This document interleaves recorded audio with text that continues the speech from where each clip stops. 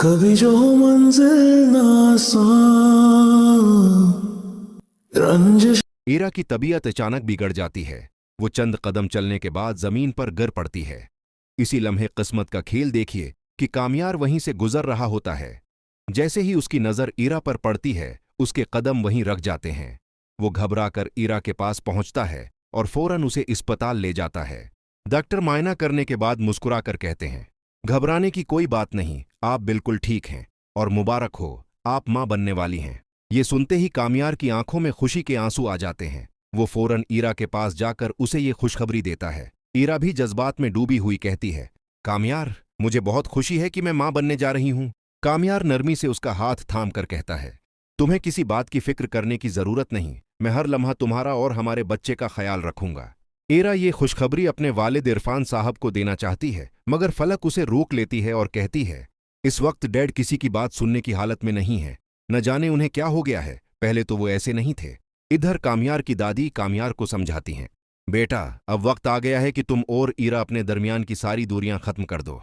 कामयार वाकई ईरा के करीब आने का फैसला कर लेता है और उसे बाहर घुमाने ले जाता है। मगर खुशी का ये लम्हा ज्यादा देर कायम नहीं रहता। रास्ते में एक तेज रफ्तार गाड़ी आकर उनकी गाड़ी से टकरा जाती है। कामयार मौके पर ही बेहोश हो जाता है, मगर खुशकिस्मती से ईरा महफूज रहती है। ईरा फौरन कामयार को अस्पताल पहुंचाती है। होश में आते ही कामयार के अल्फाज सबको चौंका देते हैं, ये एक्सीडेंट हादसा नहीं, ये किसी की साजिश है। मैं चीन से नहीं बैठूंगा, सबके चेहरे बेनकाब करूंगा। तहकीकात के बाद सच सामने आ जाता है कि उस सबके पीछे फरेहा का हाथ है। कामयार खामोशी से फरेहा के घर पहुंचता है और उसकी फोन पर बात सुन लेता है। फरीहा गुस्से में कह रही होती है, मैं ईरा को किसी सूरत नहीं छोड़ूंगी, वो मां नहीं बन सकती। अगर वो मां बन गई तो मैं कभी कामयार को हासिल नहीं कर सकूंगी। ये सुनकर कामयार का जब्त टूट जाता है। वो फरीहा को पकड़कर ईरा के सामने ले आता है। फरीहा भागने की कोशिश करती है मगर नाकाम रहती है। कामयार गुस्से में पूछता है, तुम ऐसा क्यों कर रही हो? ईरा ये सब सुनकर फरीहा को जोरदार थप्पड़ मारती है और कहती है, पहले तुमने मेरी और कामयार की शादी रखवाने की कोशिश की, अब मेरे बच्चे को नुकसान पहुंचाना चाहती हो। तुम्हारा इंजाम बहुत बुरा होना चाहिए। आखिरकार कामयार फरीहा को पुलिस के हवाले कर देता है। जब इरफान साहिब को पता चलता है कि ईरा मां बनने वाली है तो उनकी खुशी की कोई हद नहीं रहती। वो फौरन ईरा के घर आते हैं और रोते हुए कहते हैं, बेटा, मुझे माफ कर दो, मुश्किल वक्त में मैंने तुम्हारा साथ नहीं दिया, मगर मैंने जो किया वो एक मजबूर बाप की कमजोरी थी। वो कामयार को ईरा का ख्याल रखते देखकर खुश होते हैं और कहते हैं, बेटा, मुझे तुमसे ये उम्मीद नहीं थी, मगर तुमने साबित कर दिया कि तुम वाकई ईरा से मोहब्बत करते हो। उसके चेहरे की खुशी सब कुछ बयान कर रही है। इसी दौरान वनिश कहती है, हम चाहते हैं कि ईरा कुछ दिन हमारे पास रहे, यहां उसके बहुत से दुश्मन हैं और उनमें तुम्हारी मां भी शामिल है।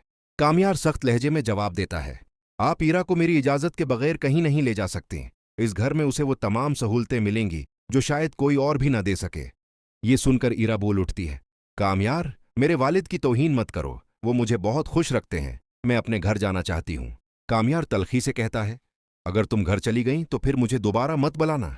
इरफान साहिब खामोशी से वापस चले जाते हैं और ईरा आंसुओं में टूट जाती है। ईरा को रोता देखकर कामयार का दिल भी पिघल जाता है। आखिर वो एक फैसला करता है, मैं खुद ईरा को इरफान साहब के घर छोड़कर आऊंगा, शायद उसका दिल भी बहल जाए। रास्ते में एक तेज रफ्तार गाड़ी आकर उनकी गाड़ी से टकरा जाती है। कामयार मौका पर ही बेहोश हो जाता है, मगर खुशकिस्मती से ईरा महफूज रहती है। ईरा फौरन कामयार को अस्पताल पहुंचाती है। होश में आते ही कामयार के अल्फाज सबको चौंका देते हैं, ये एक्सीडेंट हादसा नहीं, ये किसी की साजिश है। मैं चीन से नहीं बैठूंगा, सबके चेहरे बेनकाब करूंगा। तहकीकात के बाद सच सामने आ जाता है कि उस सबके पीछे फरेहा का हाथ है। कामयार खामोशी से फरेहा के घर पहुंचता है और उसकी फोन पर बात सुन लेता है। फरीहा गुस्से में कह रही होती है, मैं ईरा को किसी सूरत नहीं छोड़ूंगी, वो मां नहीं बन सकती। अगर वो मां बन गई तो मैं कभी कामयार को हासिल नहीं कर सकूंगी। ये सुनकर कामयार का जब्त टूट जाता है। वो फरीहा को पकड़कर ईरा के सामने ले आता है। फरीहा भागने की कोशिश करती है मगर नाकाम रहती है। कामयार गुस्से में पूछता है, तुम ऐसा क्यों कर रही हो? ईरा ये सब सुनकर फरीहा को जोरदार थप्पड़ मारती है और कहती है, पहले तुमने मेरी और कामयार की शादी रखवाने की कोशिश की, अब मेरे बच्चे को नुकसान पहुंचाना चाहती हो। तुम्हारा इंजाम बहुत बुरा होना चाहिए। आखिरकार कामयार फरीहा को पुलिस के हवाले कर देता है।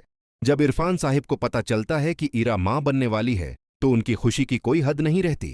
वो फौरन ईरा के घर आते हैं और रोते हुए कहते हैं, बेटा, मुझे माफ कर दो, मुश्किल वक्त में मैंने तुम्हारा साथ नहीं दिया, मगर मैंने जो किया वो एक मजबूर बाप की कमजोरी थी।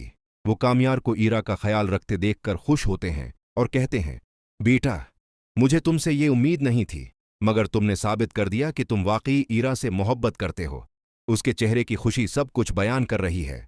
इसी दौरान वनिश कहती है, हम चाहते हैं कि ईरा कुछ दिन हमारे पास रहे। यहाँ उसके बहुत से दुश्मन हैं और उनमें तुम्हारी माँ भी शामिल है। कामयार सख्त लहजे में जवाब देता है, आप ईरा को मेरी इजाजत के बगैर कहीं नहीं ले जा सकती। इस घर में उसे वो तमाम सहूलतें मिलेंगी जो शायद कोई और भी न दे सके। ये सुनकर ईरा बोल